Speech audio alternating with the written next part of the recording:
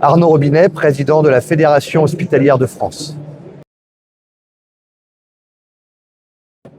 Alors, 3 jours intenses. En tout cas, on peut dire que l'édition Santexpo 2026, qui célébrait les 60 ans de Santexpo, est une véritable réussite. En tout cas, les retours que nous avons aujourd'hui sont plus que positifs. Je crois que ce sera une édition record. Et on le voit, ça fait du bien que l'ensemble des acteurs de l'écosystème santé puissent se retrouver, échanger, dialoguer, faire montrer leurs interrogations, leurs inquiétudes, mais aussi montrer que quelles que soient les missions qui sont les nôtres, en fait, nous nous battons pour un même objectif qui est celui de l'excellence du système de santé français.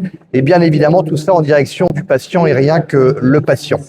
Alors, la feuille de route pour 2027, elle a été annoncée lors du discours inaugural de Santexpo. Elle est notamment en direction de la longévité, avec cette société de la longévité, parce que nous faisons face à un véritable défi aujourd'hui, qui est le vieillissement de la population. Et la question est de savoir comment on fait société avec cette augmentation de l'âge, ce vieillissement de la population, sans opposer les générations les unes aux autres.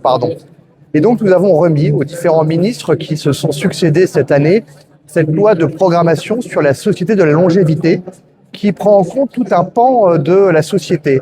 C'est assez transversal. Bien évidemment, la prise en charge de nos aînés à travers nos établissements, le soin à domicile, mais la question également de l'aménagement urbain, des politiques que peuvent mener les collectivités, avec aussi des pistes de financement que nous mettons sur la table, notamment pour que le financement pèse un peu moins sur le travail. Mais j'ai donné un exemple, les droits de succession qui sont en progression dans les années futures, et elles vont tripler. Ce n'est pas une augmentation des taxes, mais nous demandons à l'État, notamment, que 10 milliards puissent être fléchés principalement sur la longévité et la prise en charge de nos aînés. Ce sont quelques exemples, mais en tout cas, c'est quelque chose qui est pour nous un objectif assez important.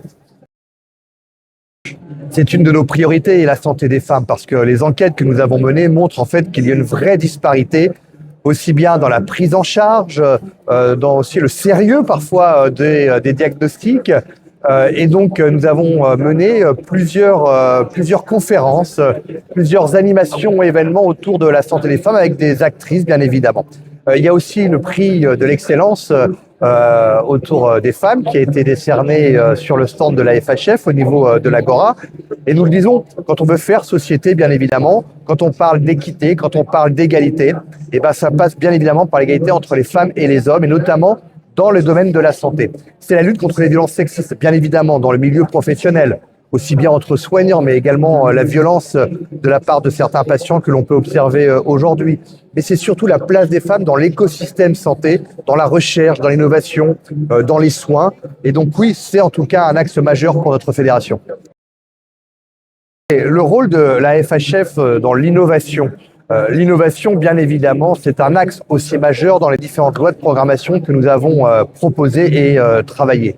Et l'innovation, c'est vrai, on peut penser que l'innovation, c'est uniquement l'industrie, d'une certaine manière, nos centres de recherche.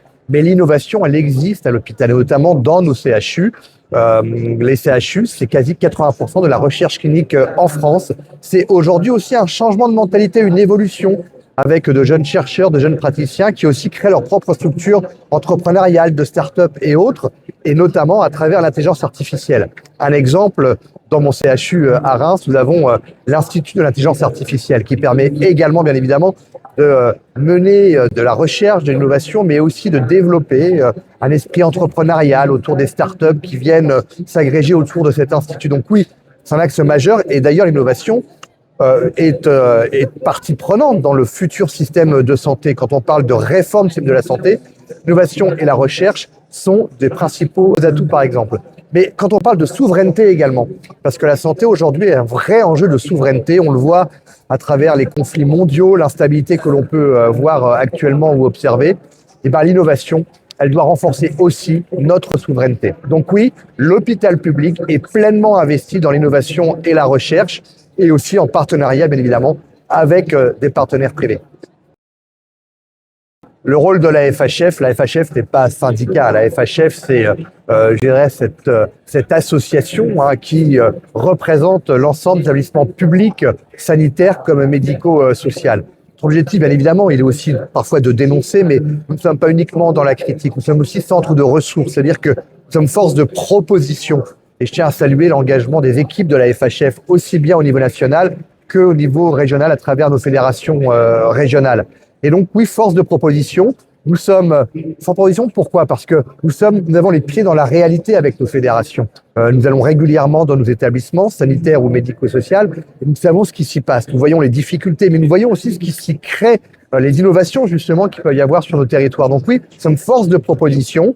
Nous sommes très sollicités par les pouvoirs publics, ministère de la Santé, ministère des Solidarités, parfois Bercy bien évidemment et Matignon, parce qu'ils savent que l'AFHF est un véritable centre de ressources et qui a un objectif, certes, défendre le système de santé publique, mais bien au-delà, c'est avoir une réflexion profonde, plus globale sur l'ensemble de l'évolution du système de santé français.